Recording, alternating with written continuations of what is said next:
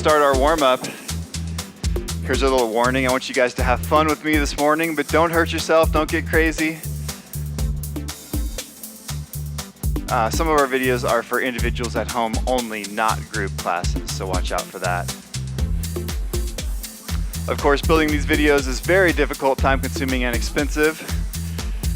So support our sponsors. Here's our power workout. So today we're going to spend a lot of time working hard, but even more time recovering. I love these. I put a lot of recovery in for you guys, you know, because I care about you.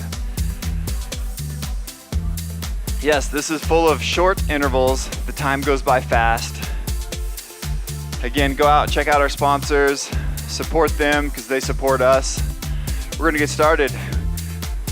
First off, our rider tonight is Pete Knepper. He's a pro rider, a local rider in Grand Junction, Colorado, and we are starting at the Tabawatch Lunch Loops Trailhead. I am guiding you through the ride today. My name is Eric Landis. We've got our heads-up display in the upper corner. It shows you what your current power is, what time is left, what your body position is going to be.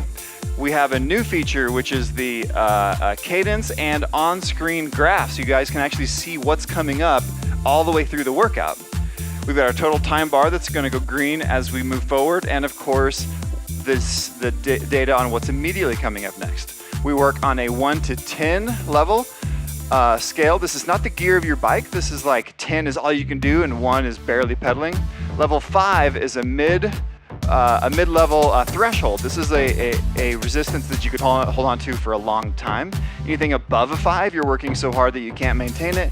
Anything below a 5, you're actually kind of catching your breath and recovering.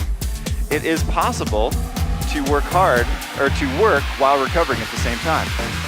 Now we're gonna go to a double time pedal. This is part of the warm-up. I always tell people, I have gotten some complaints about this double time, 120. And I agree, it's not comfortable, it's easy to hit, but it's really good for you to try to shock your system into warming up. This is going to kind of give you an adrenaline rush, maybe kick in your endorphins, which is like your body's natural pain limiters. I actually learned this from a local rider, Bobby Brown, who works here at Crossroads Fitness also. It used to take me a really long time to warm up. And when I started doing this really fast pedal with light resistance, it helped me warm up more quickly. Again, we're pedaling at 120 beats per minute or 120 RPM. If you have a bike that doesn't have the little data, the status feedback, like my bike tells me how fast I'm pedaling, you actually can just listen to the music beat all the way through the workout and pedal to that beat. Or we're going to slow it back down again. So now we're actually adding resistance. So we're stepping up to a level 4. So this is, you should feel like you have to pressure the pedals to get the cranks over. At this point, you should start to feel a little bit warm. Let's see, we've got all the fans on, looking good. Anyone need anything?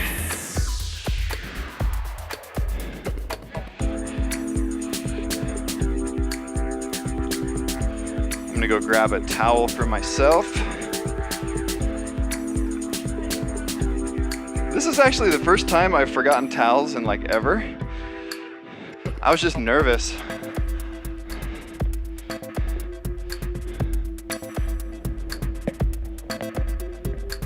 Nervous to teach David's class for him. Now, David is going to do this with us, be a virtual instructor in our series. But since I figured out how to do this, I've been recording each one of my classes and try to tell stories of the trail, put some personality into it, and kind of describe what the workouts are like. There have been locations like gyms like the downtown location that have been using our videos with no instructor. It's just a video and people just follow along by themselves. But without the human, it's not a great experience. So this has been working really well. I actually tried this. Was anyone here a year ago when I was trying to live stream my classes? I set up cameras and lights and I was live streaming the classes, and it was really challenging because the music, I didn't have my custom soundtracks back then. All right, we're going to another double time here. You actually can shift down to an easier gear. We're gonna go back to this light resistance, double time. I don't care that you have any resistance on the bike. We're just pedaling quickly, trying to find that beat.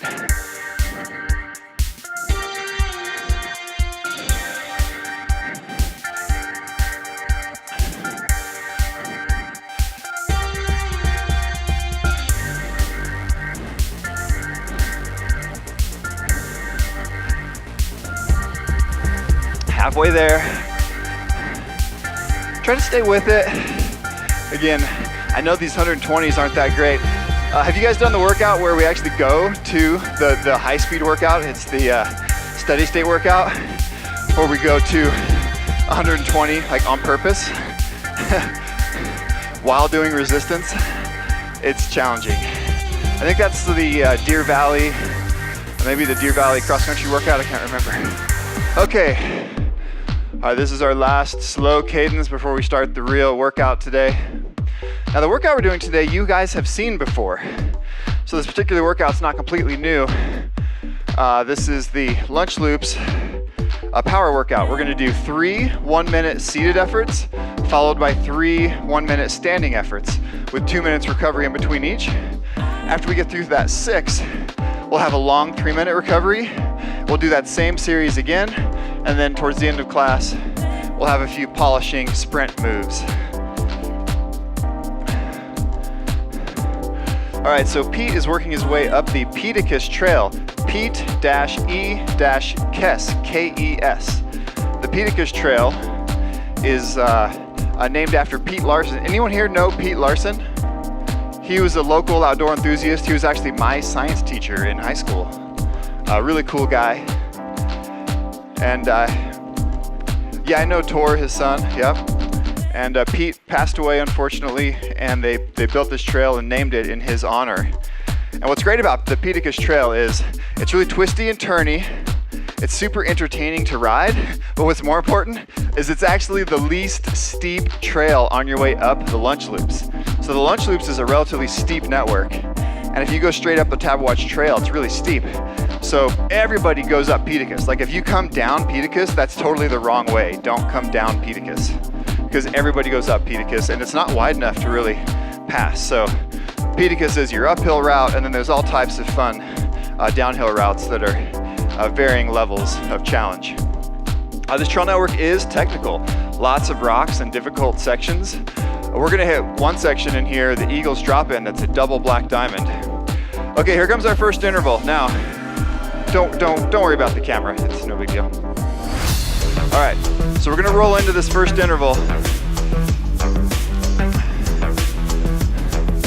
Now, we're at a level 7 of 10. A level 7 is what I consider kind of all you can do from the seated position. Anything above a level 7, we stand up.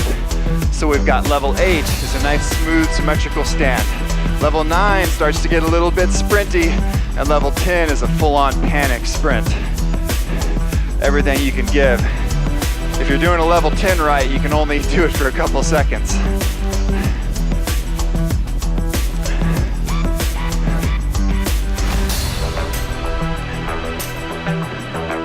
All right, only 15 seconds left. Now we come here for the people, for the motivation. We get to the end of these sets. I need your help to encourage me through it. I'm looking forward to that yell. Here we go in 4, 3, 2, 1. Woo! Okay, I know that was the first set. It was a little weak. We'll do better as we get warm, I know. Okay, so full 2-minute recovery. Now, every time I get to this recovery, I'm like, well, I'm not really very tired. Well, that's okay. Just trust me, take a break. What I want you to do is feel fully recovered. I'm looking for you to feel fresh, like better than when you got up this morning. As you get warm, I expect your body to kind of loosen and limber. And I want to be able to have more power towards the end of the workout than I do at the beginning. So we're gonna keep practicing. So we do these repeating intervals on purpose with intention, and the intention is to practice a particular situation. So practice a 1-minute effort. Sometimes you can sit while you're climbing, but sometimes you gotta stand up. So we're gonna hit some standing efforts coming up pretty soon.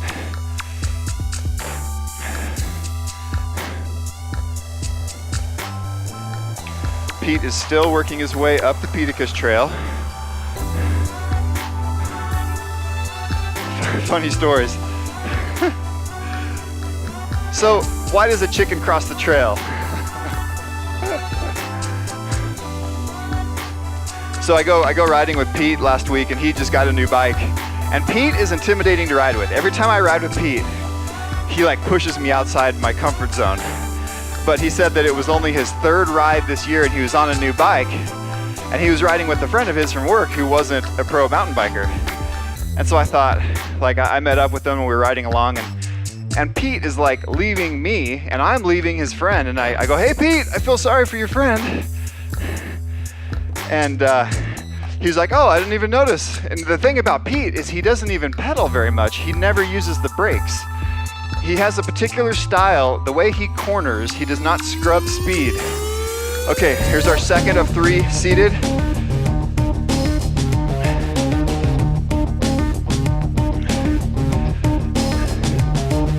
He also sets his bikes up. So, like, I set my bikes up a little stiffer because when I do pedal, I want there to be kind of a platform to accelerate on. He sets his bikes up really soft, where they just soak up the bumps, and he gets more traction with that setup. When he pedals, the bike suspension bobs up and down more, so his pedals are less efficient than mine. Like when we both pedal, I accelerate away from him, but when we both coast, he accelerates away from me.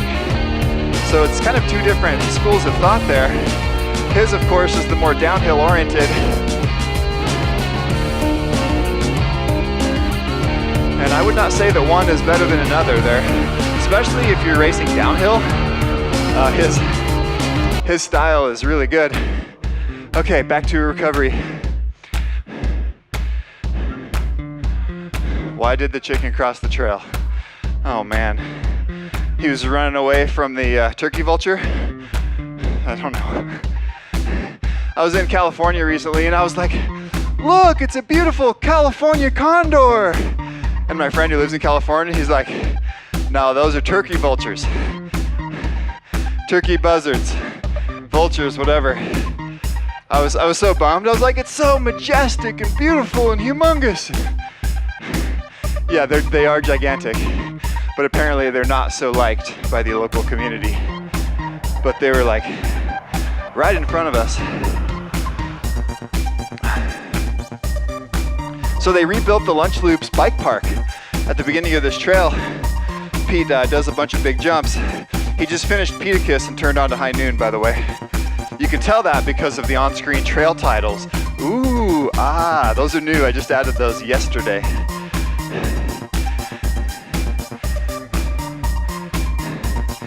It is a little hard to see the graph, but it's better than no graph. Right, except blue is what's coming up and green is what we've achieved so far. So yeah, this is so that graph that you see, it's a derivative of the infographic that I use at the beginning of the videos and that I use on the website to tell the story of the workout. So the infographic is a visual snapshot of what the trail is going, or what the workout's going to be. So I took that graphic without modifying much. I shortened it and stretched it and plugged it in there. And then just yesterday I added this green wipe where it turns green as we go. Here we go into our 3rd seated effort. What's that? You know, each video is better than the first. Like, you know, we launched our first completed videos for sale only in January, late January. And already the graphics and the features of the newest generation are like significantly better.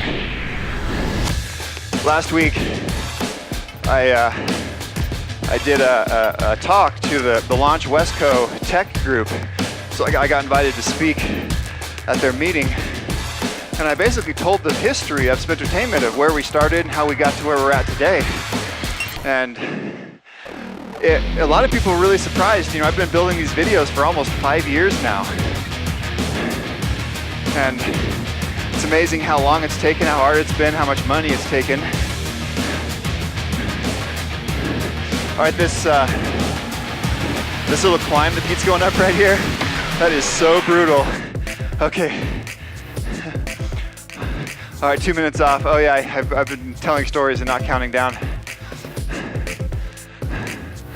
Anyways, I've been building these videos for so many years, and then like, you know, still today, every day I work on them and I come up with new, better ideas.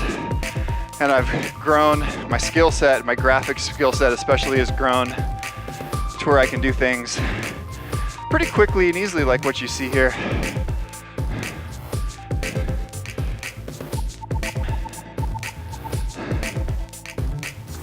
All right, so full recovery here. I've already got some sweat dripping off my nose. There's some drops on the floor.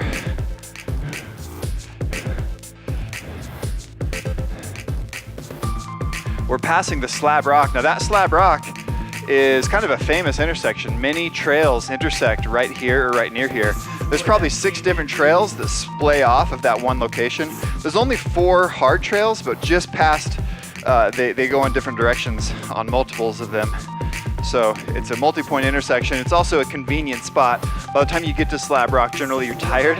So a lot of the group rides will take a break and meet up at Slab Rock before they continue on their ride. Or a lot of people just go up to Slab and come back down again. And that's a nice fun 1 hour or less ride. Now this Widowmaker Hill is part of the Grand Junction off-road race series, and even the top pros in the world cannot ride up this hill. This is a mandatory hike-a-bike. Here's a flyaway shot that kind of tells the story of that climb and the trail network itself. You actually can see that Widowmaker Hill, that scar on the side of the mountain, all over town if you look up towards the monument there. All right, now we're gonna go into a standing series. So if you look at the graph, standing has a red mark at the tip of what's coming. Now this is a standing level 8. This is kind of a smooth standing effort.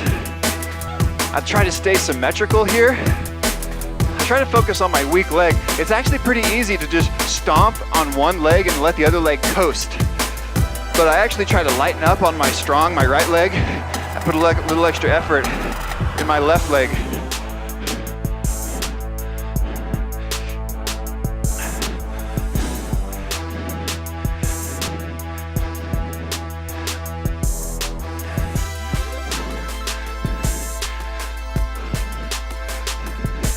We ride bikes a lot with our kids, and our 6-year-old, he just stands and pedals all the time. We have this invention called the Towee, T-O-W-W-H-E-E, like tow-wee. Okay, and down. And it's a bungee cord that we sell. You can get them at towee.com. And we built it for kids. And the 6-year-old refuses to use it. So I built it for him to get him to the top of these big trails. And like I pedaled him up to Slab Rock the other day. We used the Towee, and together we got all the way up there in like 15 minutes. It was fast. Like I was working hard, he was having fun. It was a great experience. But he went riding with his mom the other day, and she said he refused to use it. He just stood and crushed all the climbs by himself. So it's funny because the Towee is actually doing its job. His desire to not be hooked to the Towee makes him work extra hard and ride extra good. So, you know, I say mission accomplished. One way or another, we get to the top. Now this drop-in section right here, I love this. I love how much speed he carries through here. A lot of the pros in the GJ Off-Road actually walk this section. They don't even ride it. They're afraid of it. And Pete literally drops in there brakeless. Yeah, I mean, his bike's built for it. He's an incredible rider. Now his bike's built to go downhill, but as he climbs up out of this ravine, there is a straight up rock ledge that's as high as this cart that my computer's on, and he goes straight up it. The extra hard part about that is that he's going uphill to get to it, and it's difficult. It's like loose, you know, sand. And what he just did right there makes it look incredibly easy. And this video is frustrating because we were out filming it and we were like, man, it's gonna be so awesome. And then we brought it back and started editing, and he makes all the hard stuff look so easy, and then the video dulls it even worse because everything on video looks smaller and easier than it is in real life. Yeah, the way he handles those uphills is incredible. Back to standing again. You're gonna add some resistance.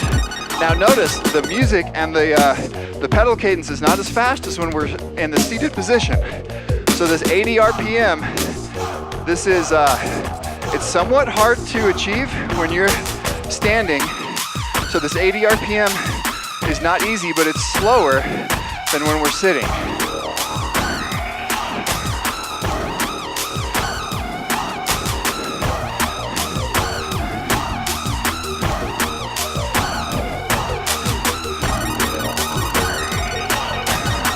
On these standings, I'm kind of chest up, letting my hips come forward and straighten out. I'm thinking about my heel, driving through my heel, engaging my glute, driving all the way through the bottom. 4, 3, 2, 1, down. Okay, we're up to Little Park Road. See that little wheelie he did through the gate? So that gate is not wide enough to get handlebars through.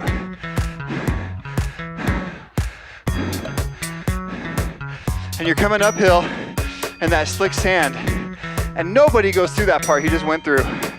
I had never seen that done until we filmed with him. So you just hit the road for a second here, and then we intersect a new ridge line called Lunch Line, headed to the top of the trail network. Yeah, the way he wheelies, I never considered it before. He does that trick twice. Earlier on Piticus, he's coming through a series of boulders that are too tight for these new wide handlebar mountain bikes. And he wheelies and lifts his bars above the rocks. And again, I hadn't seen that done before. When I saw him do that, I went and tried it. And I was like, oh, that looks easy. Guess what? Not so easy. You're going uphill, it's slick, and there's a rock. You have to pull so hard that when you hit the rock, it doesn't snag your tire and force it to drop down. Does that make sense? Like if you're riding a wheelie and you hit a rock, it causes your front wheel to just kind of slap down. And he pulls so hard, and when his tire hits that rock, he gives it a little extra so the bike kind of bounces up while still in a wheelie. Obviously, he's good at wheeling.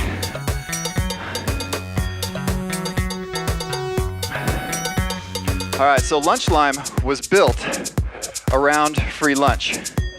Anyone here heard of free lunch? There's no such thing as free lunch. Well, free lunch is the first downhill only trail built on BLM land, which is public land in America. So this trail, and we're back to our standing. So the trail we're on right now, Lunch Line, is solely built to get to the top of free lunch.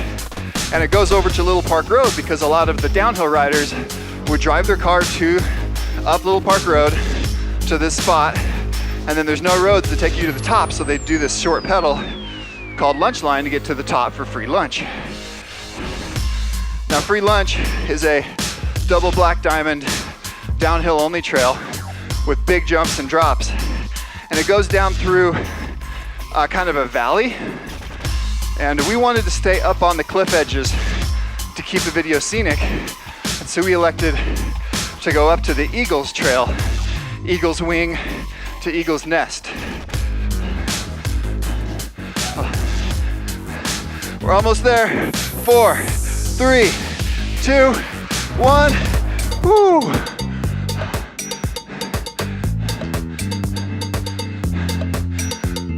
Okay, so that finishes our first set of 6.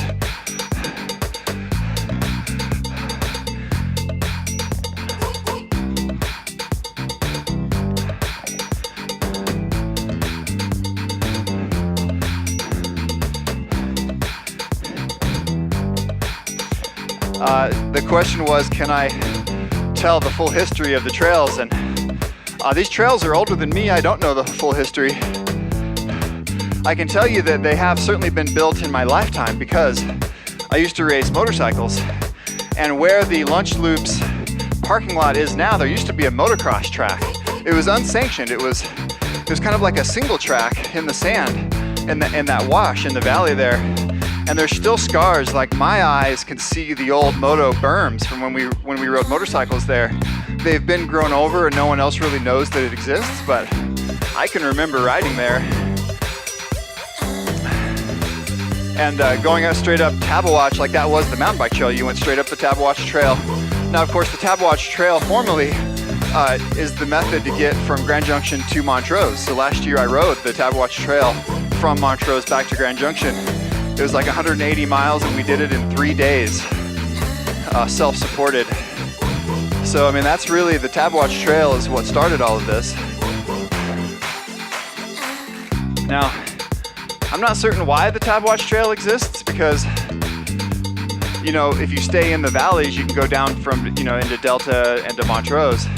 So whoever thought it was an idea to go up and over all of the mesas, so you go down into the rivers, and then you climb back up onto the Uncompahgre, you know, giant mesa, and throughout the Uncompahgre there's these huge, you know, water ravines, and so we'd be pedaling across the top for 50 miles and then go downhill like 2,000 feet and have to climb back uphill 2,000 feet before bed. And well, those were tough days. So here's that intersection, free lunch. There's a white sign there with the warnings that say Black Diamond, you know, warning, don't go here. So you take a right and head down off to the right, where we are going left and staying on this rim line. Pete is headed up to Eagle's Nest, which is right ahead of him. That's the high point of the Lunch Loops Trail Network.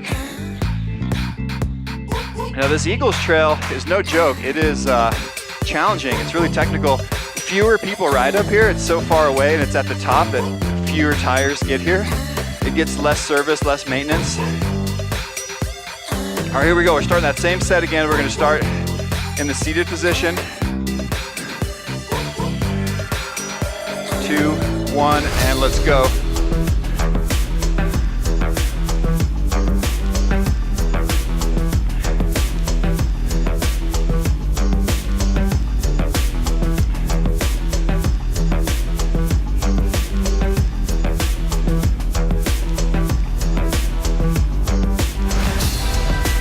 So this again, it's a really tough seated effort.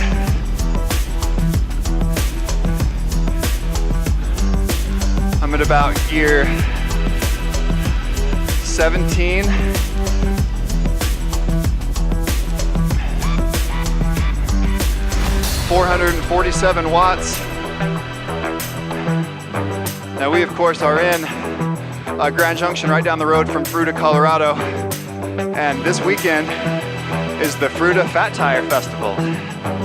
So we've got thousands of people from all over the world are gonna come and ride the Fruita trails, and we're done. There's gonna be a music festival and party downtown Fruita this weekend. There's all types of demo bikes and product samples. They actually shut downtown Fruita down. No, it's this weekend. Pretty positive. And if I'm wrong, you guys watching at home, doesn't matter, because it could be next weekend to you. You don't know.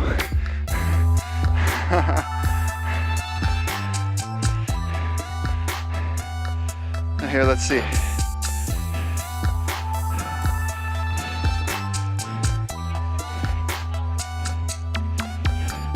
I do have a bike for sale. It's Sarah's bike, an Intense Spider carbon, fully kitted out in Deity carbon components. That's Deity, that's this company I'm wearing today, Deity Bike Components. Fruita Fat Tire Festival, April 27th through 30th. Oh man, I'm ready. Okay, so you know why I'm excited is I'm looking at getting a new bike, and I set it up with the manufacturer to get a test ride before opening hours, so I get to go ride it on like trails I want to ride. It's a Rocky Mountain Slayer. So a local bike shop, LTR, just closed, and they had the Rocky Mountain dealership.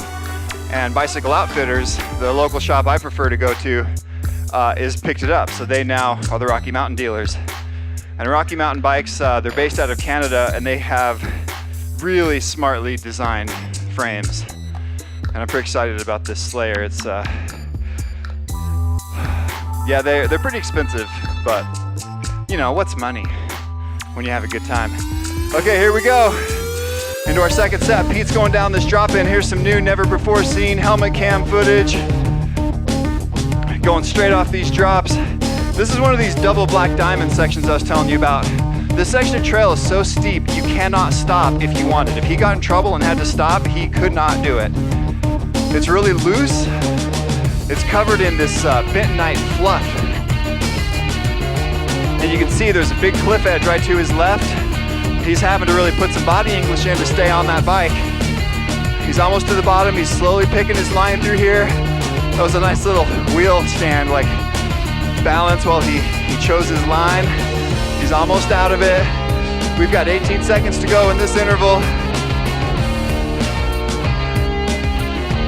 All right, now the Eagles Trail keeps going left. We're gonna take a right on Eagles Connector. And 5, 4, stay there, 3, 2, 1, and down.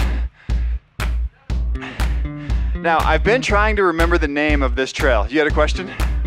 So this trail, I was like, what is the name of that trail that cuts off of Eagles and goes back to Slab Rock, that intersection point? And I was a little bit disappointed to learn that the official name is Eagles Connector. It's like, that's not creative. This is a cool trail. If you watch Pete go through it, it's substantially downhill, lots of coasting, and it's got lots of rocks and like entertaining moves all the way down through it. It's not very long, just a couple minutes long, but we're gonna end up back at that Slab Rock intersection that we passed through earlier. So we came through kind of, you know, like this way, and we're gonna make an X. We're coming back down and crossing the other way, going past Slab Rock, headed for Holy Cross.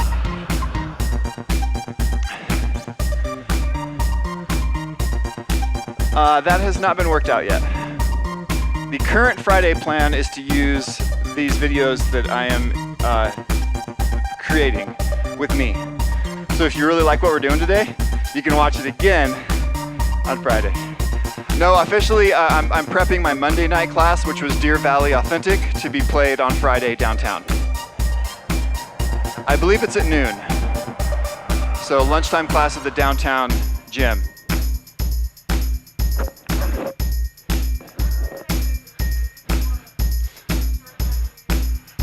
Oh yeah. Yeah, I told them to not use the videos without a virtual instructor, but you know, Crossroads is committed to trying to add more video, but it's difficult to find instructors. And see, the thing is about the instructors is none of us do this full time. This is part time. Yes, so we also have someone leaving, which is creating more stress. Okay, here we go. Headed down to the Black Diamond Holy Cross Trail. Pete's coming out of this flat spot. He's got a fun little sideline here. The main trail, of course, stays down. He's got a rock wall he rides up on there.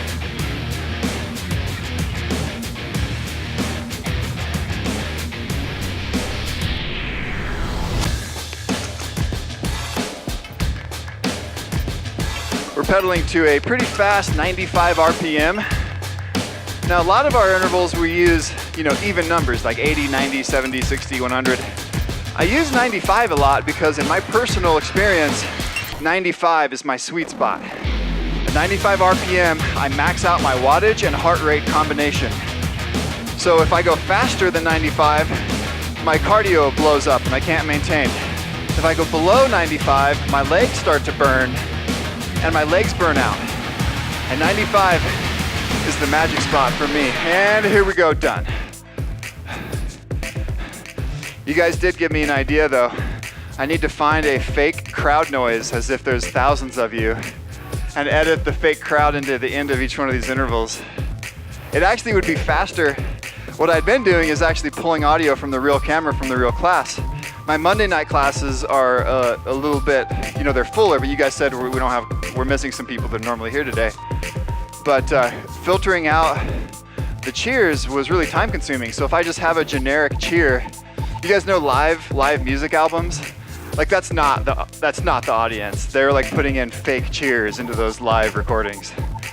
So I think I could do something like that. The video you watched had that cheering going on the speakers. Did you notice that? It wasn't fake, but it was cheering at the end of each one of the intervals. All right, so we're getting ready to go into our next three of standing intervals. Now at this point, I'm kind of, I'm sweating, I'm feeling warm and loose. My knees are really working well. I've had 3 knee surgeries, so my knees are a little bit of a concern. And I noticed that as I get warm, my knees really start to flow. It feels like they're lubricated, like they're ready to put work out. When I'm pedaling, I am making sure to keep my knees over my toes or even wider. What I really don't want you to do is let your knees collapse towards the frame. That is a really popular thing to do. But especially on a mountain bike, having a wide base, a wide stance will help keep you from getting knocked off balance. But it's also a better position for your quads to be in line. 10 seconds to go before going into the standing. 5, 4, 3, add resistance now, and up.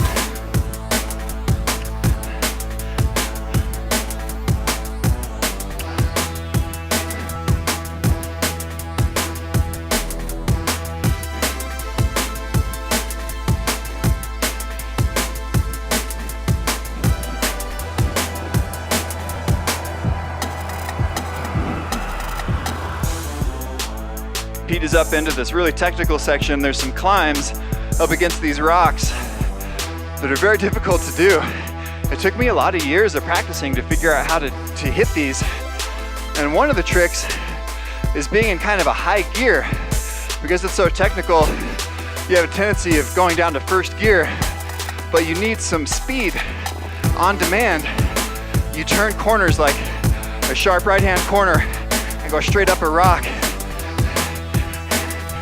4, 3, 2, 1, down.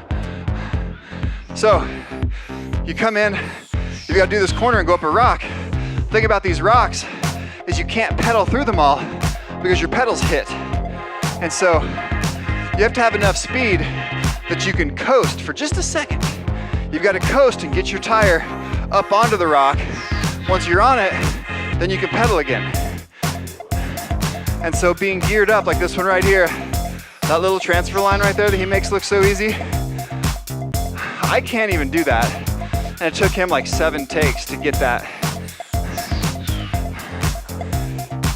That one's actually pretty easy. It's really cool looking.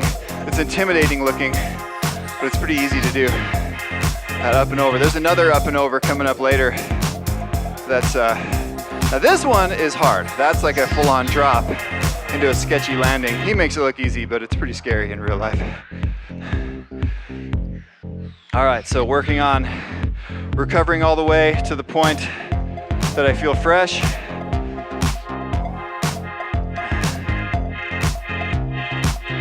So today, in the mail, we've got a new bike for my 9-year-old.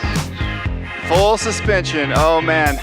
My wife and I told ourselves we weren't gonna get him full suspension. And he's a rad rider, and full suspension, like, it teaches you bad habits. Full suspension and clip pedals. I am a fan of flat pedals and hardtails. If you can ride that, you can ride anything. And as you get good, switch to clip pedals and full suspension. But we got a good deal on this bike, and it's rad. He's gonna be stoked to shred it. And sometimes just getting the kid's emotional state, just getting him excited to ride will make him want to go out and ride. He's going to race the 15 grand for the Grand Junction off-road race. 9 years old. All right, here we go.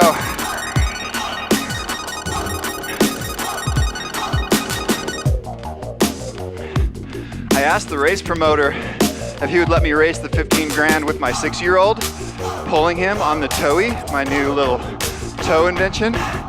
And he said, I like the idea, but I'm not in a position to let you guys do that. And then I thought we could race Sarah and Porter. So Emmett and I together, racing his big brother, unassisted. It'd probably be a pretty close race, actually.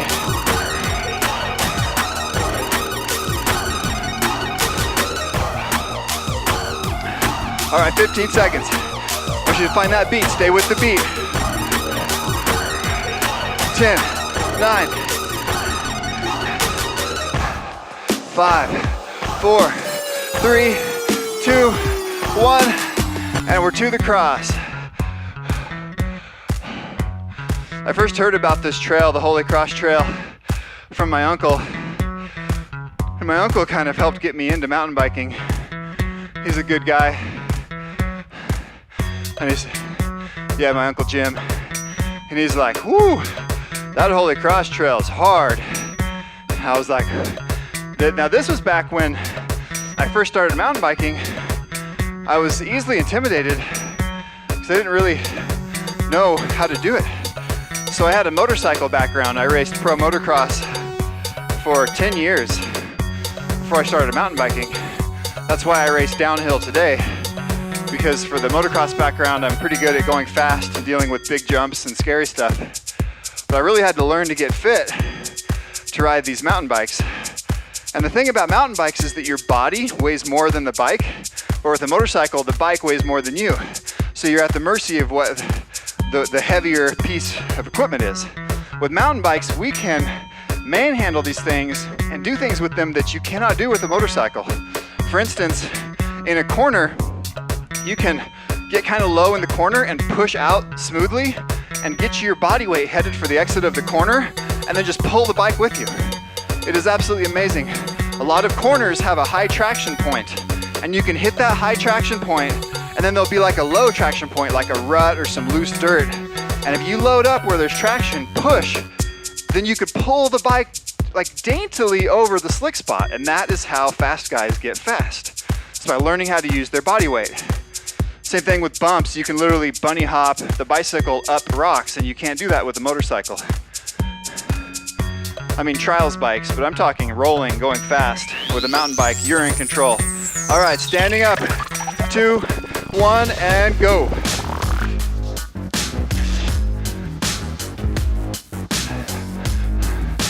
I've been complaining about music and the cost of music for months. Each one of these videos costs about $1,000 in music, and I've got 40 videos. Okay, I'm not lying. And I've been struggling to finish my video series because I couldn't afford to finish the music. I've been just kind of chipping away at it, one video at a time.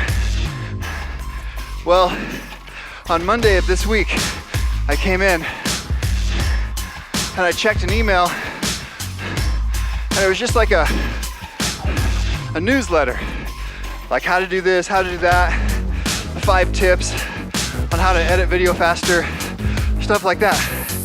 3, 2, 1, down. And I found this site that offers full commercial license songs for only $200 a year. Now, it's unlimited. So once I download a song, I can use it forever. And I can use it in commercial videos, which of course commercial is when you're trying to sell a product for profit. Like if I was making a promo video for free and nobody was making money, then you can use free music. But as soon as you start to make money on what you're making, the music licensing rights gets really expensive. So I've been hiring local artists to build my music for me so that I owned it. So I could use it forever and I have the rights. And that's been working great. I love the local artists. They're building awesome music and it's tailored to my specifics. But we're looking at, I've got to pay them by the hour and it's still expensive. I've got to pay an experienced professional. But it's over $200 a year, unlimited music. So, I mean, I'm gonna start next week downloading songs and start building some new playlists and see how it works. I don't know how it's gonna work, but even if it only works a little bit, $200 is baby stuff compared to what I've been spending on money, or been spending on music.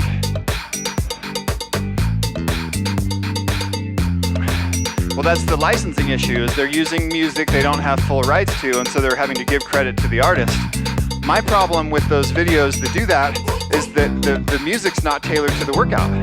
so you can't pedal to the beat. And what I'm doing is head and shoulders above even the best spin video on the market. And yeah, I think that we could eventually get there where we use more commercial music and give them credit, but that takes time and communication. Right now I'm in a hurry.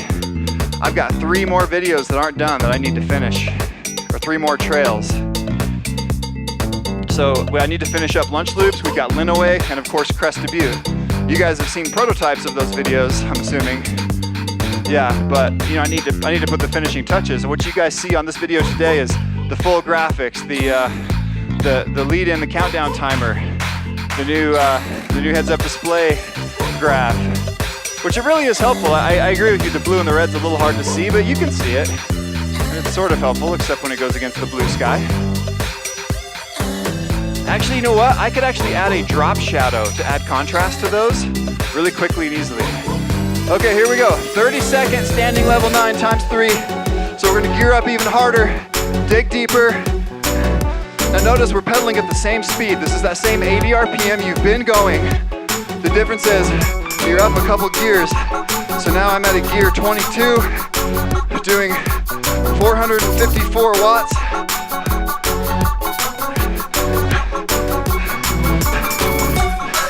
Five, 4, 3, 2, 1, down.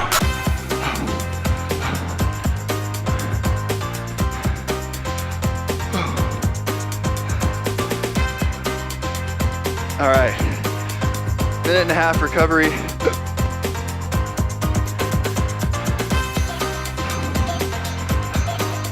Got sweat dripping off my eyelash. Man, on Monday, we did the Deer Valley Authentic workout, and over here on my cart is a 12-pound weighted vest, and I wore that vest to add intensity to the standing efforts, and I was a sweaty mess. Holy smokes, you could have gone swimming around me. Today, I'm not using the vest because Sarah's at home with a sick kid today. It's likely I'll be teaching her class at noon today. Yeah, maybe I'll wear the vest at hers. I've been using it to run with. I find it really comfortable and pretty easy. I use it to do my strength training, so I do like pull-ups and push-ups and like core, like sit-ups with that weighted vest on. And just trying to like get my core strong.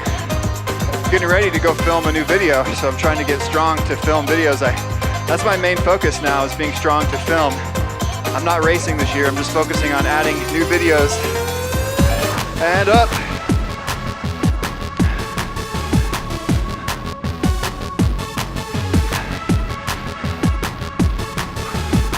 Sarah's looking at getting one of the new Pivot Switchblade 27.5 Plus. Those are the fat tires. They kind of make square edges disappear and add tons of traction. So both that Pivot and Rocky Mountain and down. Oh. We get those at Bicycle Outfitters downtown at First and Grand.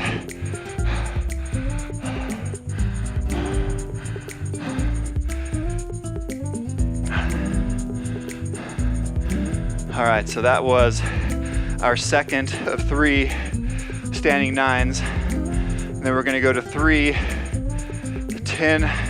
level 10s for 12 seconds.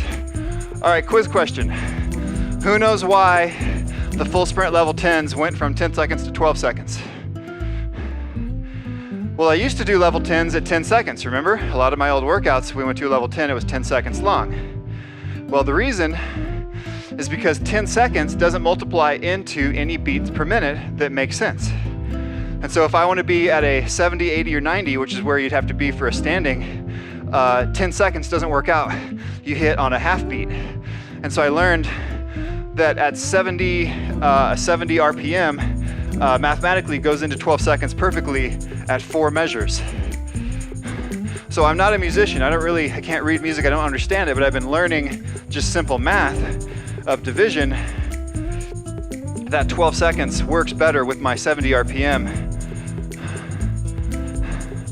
All right, here we go. Here's our third 30-second 9 coming up in 5, 4, 3, 2, 1, and up. All right, now push it. Push it. Push it. Yeah, I get it, guys. I appreciate the encouragement. We need the support. All right, now push it. Push it. Owning this. Strong core, good form. Push it. Strong on your weak leg. Push it. All right, now 5, 4, 3, 2, 1, and down.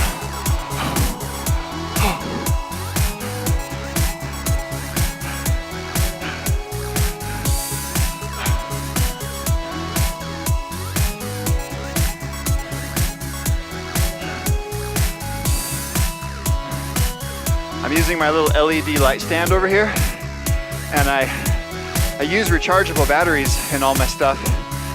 And I used this light on Monday, and I didn't charge the batteries, and today it's dead.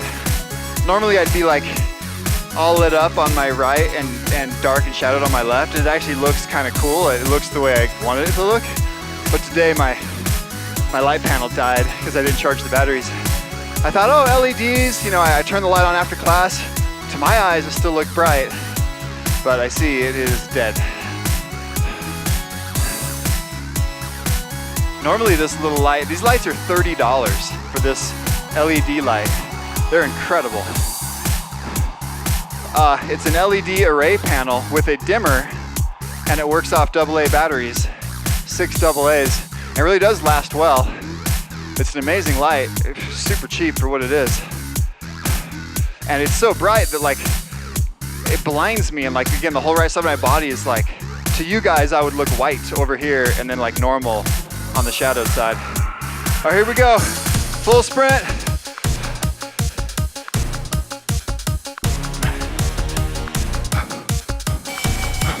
Three, 2, stay there all the way to the end. 1, and done.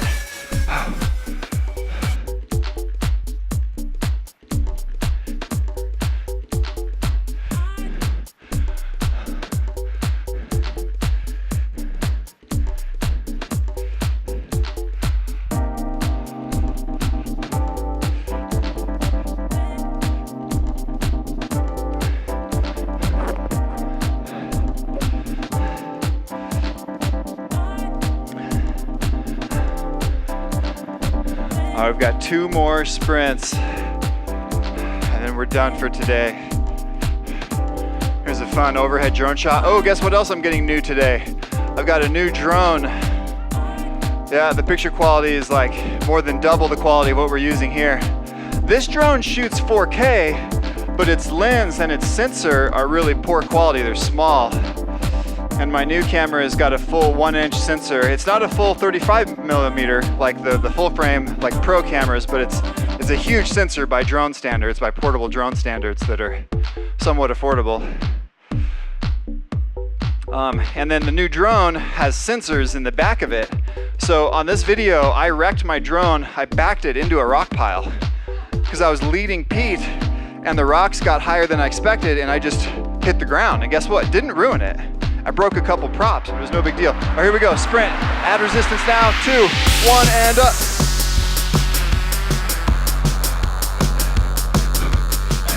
Come on, push hard. Add a gear, you've got more. 3, all the way to the end. 1, and done. So this new drone has rear flying sensors. A lot of the new ones have front sensors, and I was like, okay, well that doesn't help me because I fly backwards all the time. And they have side sensors, I was like, that doesn't help me, I fly backwards.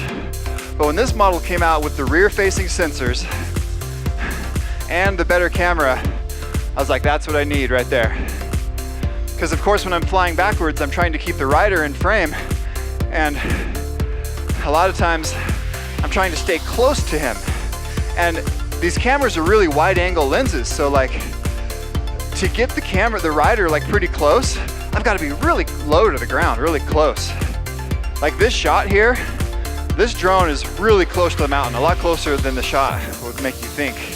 Because of the wide angle lens, it makes it seem like it's really far away, but actually the drone is really quite close to him. That's of course a rotating shot where I'm keeping him in frame and rotating at the same time. The new drone also has a new follow me feature. My current drone, if I put the remote control in my pack, the drone will follow where the remote control is at via GPS coordinates.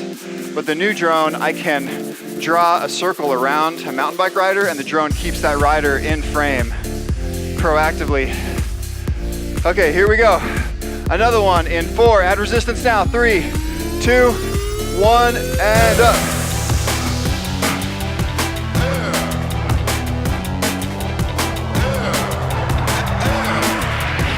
Three, 2, 1, and down. Whew. All right, great work, you are finished. We're gonna pedal slowly on our cool down. Now it's funny because out in the real world, there's not much cool down. Like when I ride mountain bikes with my buddies, we like, you know, we don't really cool down. It's kind of more like make it to the truck and pop open a beer, you know, sit on the tailgate. But when you're exercising with intention, when you're trying to get stronger, and when you want your muscles to make a difference, and as you build muscle strength, you'll burn more fat. And if you have goals, if you're here with goals, because I don't think you're here for the fun of it, you're trying to do something good for yourselves, then you've got to kind of take care of these muscles. And as you get that burn in your legs, that's lactic acid buildup, and the cool down kind of lets the blood keep flowing. In fact, you could even consider like standing up and, you know, getting up off the seat and let that blood flow through your legs really gently. I like to think about getting my shoulders down and back. When I ride bikes, it's easy to pull your shoulders up and forward and get tight. Try to keep my shoulders down and back. Open up my lungs and breathe. Let that heart rate slow down.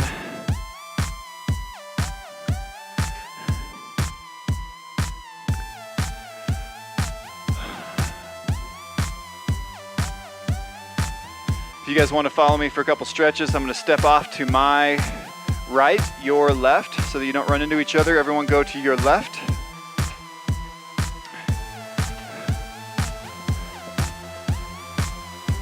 Now, stretching is of course part of any good workout routine. I always start with my weak side, so I'm starting with my left quad.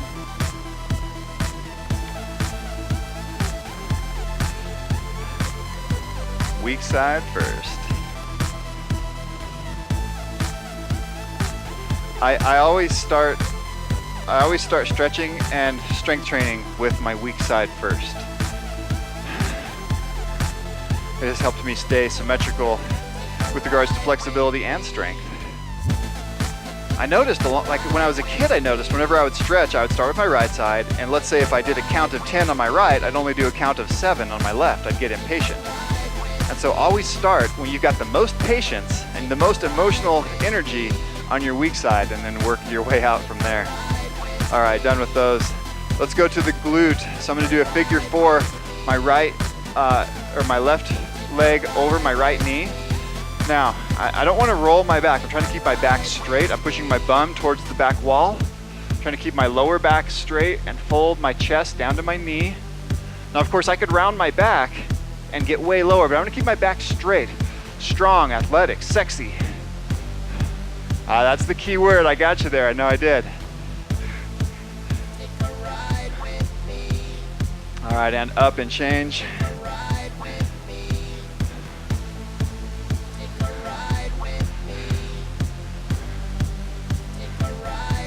Now you can use the bike to keep your balance on. You can also try the balance challenge like what I'm doing. I like to put my eyes to where the wall meets the floor and study that crack. That helps me hold my balance here. All right, hamstring, heel out in front, pushing my bum back. All my weight is on my back foot. I'm pulling my heel hard into the ground, trying to keep that knee straight.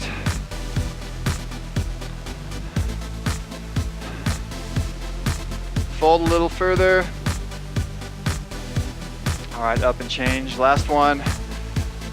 Do my right leg.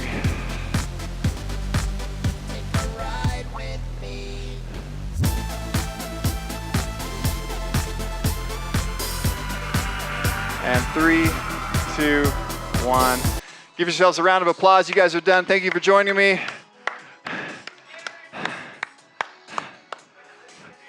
Come here. Awesome.